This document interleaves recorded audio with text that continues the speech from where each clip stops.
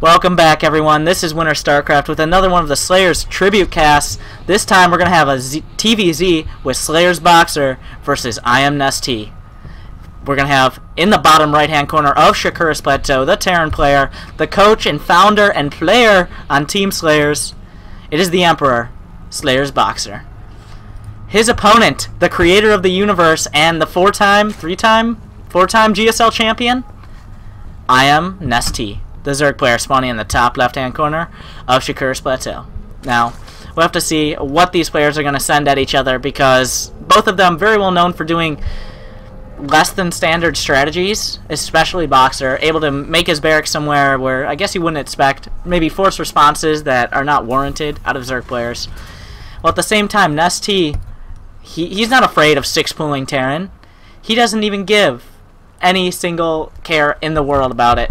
He will bring his drones. He will go balls to the wall and just bring all his drones with a six-pool. And he's done it. And he's done it in GSL Code S. And he's won GSL Code S championships. I don't think he's done it in the finals, but it's been pretty damn close. And it looks like BoxeR, just going to be standard BoxeR, never making his barracks at the wall off, instead making it outside where it's a little bit closer rush distance, but he can still fly it all the way over and use it to wall off relatively quickly. Because Terran buildings, fun fact, they still fly faster than Overlords. So if you want to scout with a building, it's quicker than a unit.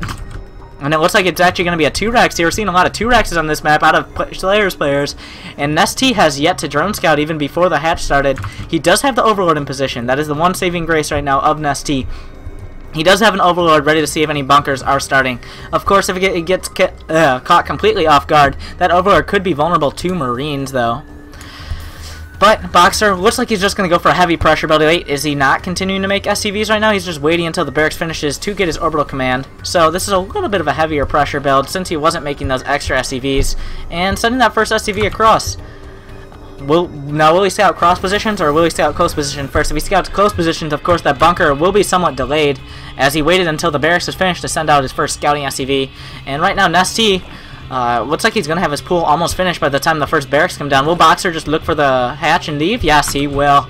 He knows that every Zerg player is going to go for a hatch first, barring seeing this build right here. So BoxeR going to start off with the bunkers, it looks like, right up the ramp. And the drone scout, oh, he knows. He knows. Nestea knows, everybody. And the first drone looks like it will be falling to the SCV. The Overlord going to try to escape, and it's in a vulnerable position. Here come a few drones off the line. It looks like only 4 right now. But the first Marine will kind of throw a kink in their plans as they try to take out the bunker. A few more being drawn off the line, including off the gas geyser. And he's stopped mining gas for the moment, has Nestea, as we see that gas count not going up. The drone's trying to get a hit on the SCVs right now, but they're just going to try to drive at the Marines because they're not able to get into the bunkers.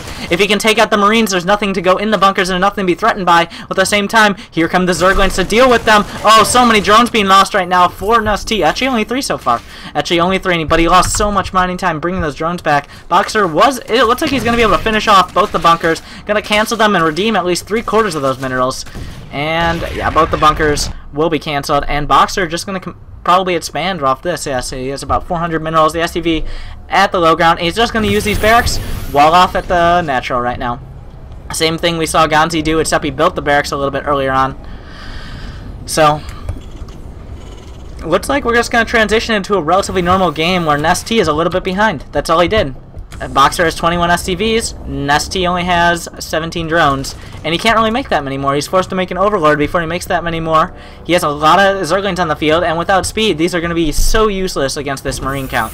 We're looking at 6 Marines against 12 Slowlings. The Marines could take that if they get the jump on them very easily. So right now, Nestea just trying to be careful, trying to keep whatever map control he can with these Zerglings right now. But BoxeR getting himself in a nice position by just doing the 2 racks without even really committing to it. Only committed 2 SCVs, lost both the SCVs, but lost maybe 1 Marine for the cost of 3 drones and half a minute of mining time. That's an absolutely amazing trade, especially considering how many lings DRG was forced to make. So BoxeR, go big or go home, he says. Getting the 3rd command center right now as his 3rd barracks is finishing up and throwing a tech lab onto it. So definitely going for the heavy Marine play. We're not going to see any factory tech out of BoxeR very soon here. Actually, he has 2 gases. We'll probably see it right after Stim or Combat Shields start upgrading. I would suspect Stim from the tech lab here, but no, instead choosing to get a reactor. Oh, combat shields. That is better for Marines in low counts, because stim does damage to the Marines, and when they're already at such a low health because they don't have combat shields, it's not really that useful unless you're really going for a huge attack. While combat shields, a very much so defensive upgrade. It allows you to maintain a lot more health after getting hit by a baneling. It takes a lot more hits for the Zerglings to kill them, especially slow Zerglings with that 10 extra health. Actually, two more hits, but combat shield's a pretty good choice here in case he felt like he was getting baneling nussed, as long as he has his Marines split up. Now, the factory finally coming up for BoxeR. He's going to want to transition right into starport tech from that. I would definitely not suspect BoxeR to be going for siege tanks right off the bat, now that he's already invested in defensive combat shields. And actually, looks like BoxeR going to get aggressive with those combat shields. Speed is not done. Looks like combat shields does have the same build time as speed, and as you can see, it's a little bit slower on the production tab right now. So these Marines are pretty scary. DRG is supply blocked. He has 2 overlords on the way, but because he's so supply blocked, he's going to be definitely forced to make lings, a large amount of them right now, instead of making drones. And we see BoxeR going to even up that SCV count again, especially with the 3rd orbital command finishing up right now, as we see more lings in production, 14 lings in production right now, as combat shields is just finishing up. BoxeR just taking the watchtowers, knowing he doesn't want to get too aggressive with his Marines right now until he gets his reinforcements, until he gets combat shields, because he went for that 3rd command center. And behind it, siege tanks with siege mode. Alright, that's a smart choice, getting that after he went for the starport. He's just saying, alright, if you have banelings, if you crush this attack, you're not going to kill me because I'll have siege tanks. But right now, speed is just finishing up. How many Zerglings do we have on the map? 26. That's not enough to deal with these Marines right now. All 19 Marines are across the map. He's able to snipe off a creep tumor, and that was the only active creep tumor right now. DRG's creep spread is just done. He has two queens and a macro hatch on the way, and he can't afford to use anything on creep tumors. So killing that 1 creep tumor is actually so invaluable for BoxeR right now. It's really hard to explain, but that creep is not going anywhere. Where if it was active for the time being, it could be expanded in the middle of the map within the next minute. But right now, ain't nothing. Okay, now he just has some speedlings on the map. Looks like Nesty going to be going for the upgrades as well. This is something we haven't seen a lot of Zerg players do today. Just getting those upgrades out a lot quicker. It's going to allow him to have the upgrade advantage on top of BoxeR, despite the fact BoxeR now has the 3 command centers, is even up the worker count on top of the mules he has mining. No mules right now, but he's probably going to land some very soon. 1 engineering bay is all that's being used at the moment for BoxeR. We'll probably add a second one on once the gas production from his natural kicks in, but the Marines just kind of sharking around trying to deal with any creep tumors, but little does he know there are no more active creep tumors right now.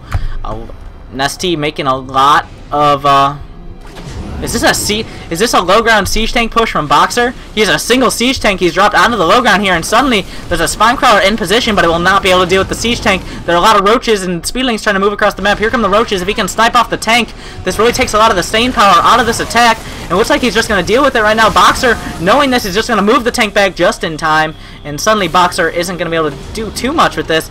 But Nesty has invested so much in roaches. His worker count 50 to 54. He's got 3. He's dealing with 3 orbital command. BoxeR to only well, he has a macro hatch as well on his 2 bases, but that's just not the income he's looking for. Is Nesty, because drones don't stack, but mules do on top of the income counter. And right now the supply is very even. The army supply count actually goes in favor of Nesty because of these roaches are so supply inefficient. But looks like with the spine crawler, he's going to choose to take out as many of these Marines as he can. The tank in the back is going to do a lot of extra damage right now. He's not bringing the Zerglings in. He knows the Zerglings are just dead weight for the siege tank to take out right now. So Nesty just going to be transitioning the Mutalisk behind this off of 2 bases. That's going to be a tough position for him to do any damage in. Looks like a couple roaches should fall to a siege tank shot there. Ooh, huge hit right there. Bringing BoxeR into a pretty heavy supply lead. 60 workers now to 49. Nesty continuing to lose supply while BoxeR continuing to gain it with his production. Now he's up to 4 barracks in the main, several of them with reactors, as well as 3 in the natural. So 7 barracks total for BoxeR, with 1 factory as well as a starport pumping out siege tanks and medevacs as well. So he's getting that Marine tank composition that he knows and loves right now.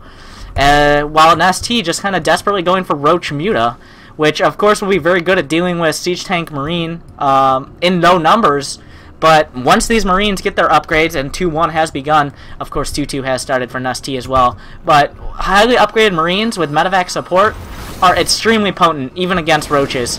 So the one thing that's key here, 1 medevac. He has 1 medevac. He cannot continue to stim these. But BoxeR looks like he just wants to take the middle of the map right now. He has a sensor tower. This is going to allow him to have complete vision over whether the Zerg opponent is moving anywhere to flank him right now. All he's not going to be knowing about is these mutas that are now moving around the side. Are there any turrets in play? No, but BoxeR actually is not going to have any Marines back to defend right now. He isn't supply blocked, but he's not producing out of the BoxeR macro better. But he's moving his third base right now, starting to produce those Marines. He needs to get those turrets down. He's building some at his third, but he has yet to build any at his natural, so he could lose a lot of SCVs here. And NestT really needs to even up the worker count. He's moving in, seeing no turrets, seeing no Marines. He's just going to go straight for the workers. He's killing a few right off the bat right now. BoxeR doesn't have any Marines making at the moment. He was building so many tech labs, and there's just a single turret in the main that's going to deny this, but he kind of forgot one thing in his turret ring, and that's his natural right now. NestT doing so much work with these 5 mutas. It looks like 7 workers have now been killed, evening up the worker count, 56 to 51. BoxeR actually, no, he didn't kill any workers there, but NestT was forced to make a couple extra for gas gauges of course. That does take away from the drone count right now. BoxeR has a pretty fortified position in the middle. We're looking at 6 siege tanks right now, sieged up in the middle of the map. How can NestT engage this? The sensor tower is there to see exactly whenever NestT moves out. There's the only thing that can get around this is the mutas, as they're going to swing in as the turrets aren't quite finished yet. NestT going to pick off a couple more CVs, make that 3 as he comes in with these 5 mutas, doing an amazing job keeping these mutas alive. It's only 5 mutas right now, and what's beautiful about NestT, instantly knowing what he needs to do to break the Terran player. He has the mutas, he knows he's not going to do any more damage with them, goes straight into infestors. 4 infestors now on the way, as well as Hive Tech beginning in the main base, with 2-2 finishing up now for NestT against only 2-1 of BoxeR, but BoxeR doing the smart thing, gonna be taking the high ground it looks like, and starting the siege up on the creep right now. That creep, those creep tumors that were taken out for NestT earlier in the game are really now coming back to bite him as these siege tanks move up, and now he's even losing more creep, and he's going to lose that movement speed bonus it does give the Zerg player when he's on top of it. So with those tumors coming in, oh wow, NestT's just going for it as he comes in. He has the infestors, but they don't really know what to do quite yet, but BoxeR not quite targeting down the infestors. The roaches moving through. He has the carapace upgrades on top of the siege tanks that don't have any weapon upgrades right now, but reinforcements coming in for BoxeR right now. 150 force about 141. That might change very quickly. Here comes BoxeR with his Marines. Ling's coming in to tank for the roaches, but suddenly BoxeR turns it right back around. He's right back to 142 to 126 supply. Not a single fungal left in here. Not a single fungal was used in that entire fight, and suddenly BoxeR moving up with those siege tanks right now, cutting off the third base from the natural. It looks like a 1 fungal will land, but will be enough. Not nearly no banelings in this composition. I don't even think that NestT has a baneling. That's a drop in the third base, really cutting this army apart as it moves through. The siege tanks doing their damage. NestT will drop under 100 supply right now, and BoxeR barreling on through. Just Zerglings being made. There's no roaches. There's no infestors. A couple in the production queue, but BoxeR doesn't even care right now. Another infestor will go down without using a fungal. The third base has a drop in it, taking down all the drones, and suddenly, very quickly, everything falls apart for NestT. GG, BoxeR will take game 1.